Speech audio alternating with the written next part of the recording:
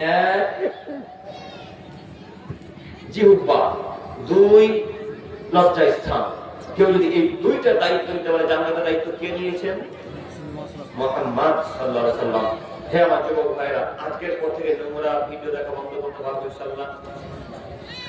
এখানে যারা ভালো কম্পিউটার সম্পর্কে বোঝে, এই ভাইয়ের কাছে গিয়ে যত সাইট গুলো আছে নোংরা ফিল্মের আর নোংরা ভিডিও, সব সাইট গুলোকে বন্ধ করে নেবেন কালকে সকালে ইনশাআল্লাহ।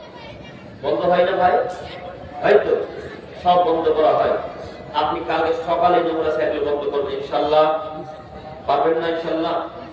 বন্ধ করেন, নাহলে কিয়ামত মাঠে টিকতে পারবেন না। আপনি হয়তো বলছেন যে চোখ আবার কিভাবে কথা বলবে আল্লাহর সাথে, আঙুল আবার কিভাবে আল্লাহর সাথে কথা বলবে। আপনি বিশ্বাস করতে পারছেন না? আজকে মোবাইলে কথা বলে না? হ্যাঁ ভাই, মোবাইলে কথা বলে না? আমি এখন কি আলোচনা করলাম না করলাম, এই আলোচনাটা 1 বছর পর আবার শুনতে পারবেন। তো মোবাইলে কথা বলা হলো না? মানুষের তৈরি জিনিস যদি কথা বলতে পারে, ওই যে রোবট, এখন রোবট তৈরি হচ্ছে, রোবট কথা বলতে পারে না? আরে তো যে মানুষের তৈরি জিনিসে যদি কথা বলতে পারে, আল্লাহ তৈরি হাত কথা বলতে পারবে না? হাত তো বহুদিনের কথা মুহাম্মদ সাল্লাল্লাহু আলাইহি ওয়াসাল্লাম বলছেন, কিয়ামত ততদিন পর্যন্ত হবে না যতদিন পর্যন্ত আপনার হাতের লাঠি আপনার সাথে কথা না বলছে। হাতের লাঠি, মানুষ রাস্তা দিয়ে চলবে, লাঠি টক টক টক টক টক টক করে মানুষের সাথে কথা বলবে।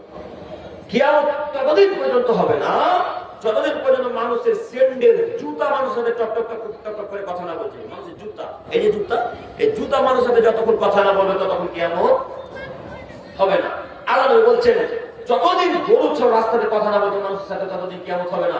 এইভাবে তিনি বিবরণ দিতে দিতে দিতে দিতে দিতে দিতে দিতে শেষ পর্যায়ে বলছেন, সর্বক্ষেত্রে মানুষ, যতদিন তোমার স্ত্রীর জান তোমার সাথে কথা না বলছে ততদিন পর্যন্ত কিয়ামত হবে না। আব্দুল কারিম সাহেব, স্ত্রীর জান কেন কথা বলবে? ও বুঝেননি? আপনার অনুপস্থিতিতে যদি আপনার স্ত্রী কোন পরপুরুষের সাথে জেনাতে লিপ্ত হয়, তাহলে আপনার স্ত্রী জান টক টক টক টক টক টক টক টক করে আপনার সাথে কথা বলবে। যেমনই বাড়িতে প্রবেশ করবে তখন আপনার স্ত্রী জান বলতে শুরু করবে, আব্দুর রহমান আপনি বাড়িতে ছিলেন না, তার সুযোগ নিয়ে আপনার স্ত্রী পরপুরুষের সাথে জেনাতে লিপ্ত হয়েছিল। আপনি ছিলেন না, তার সুযোগ নিয়ে আপনার স্ত্রী পরপুরুষের সাথে জেনাতে ব্যভিচারে লিপ্ত হয়েছিল। অতএব আপনাকে শাস্তি দেন, মহিলাদের জান টক টক টক টক করে কথা বলবে। সম্মানিত মুরব্বী সাহেব, সম্মানিত ভাই, আমি আপনার ধ্বংসের কারণ দেখাচ্ছিলাম, আপনাকে আমি অনুরোধ জানাচ্ছি আজকের পর থেকে এই নোংরা ফিল্ম, নোংরা ভিডিও দেখা বন্ধ করবো ইনশাআল্লাহ। ইনশাআল্লাহ,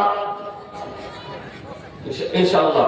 সম্মানিত উপস্থিতি, আমরা অনেকক্ষণ আলোচনা করলাম, তার একটি আলোচনা ছিল যুব সমাজ ধ্বংসের কারণ।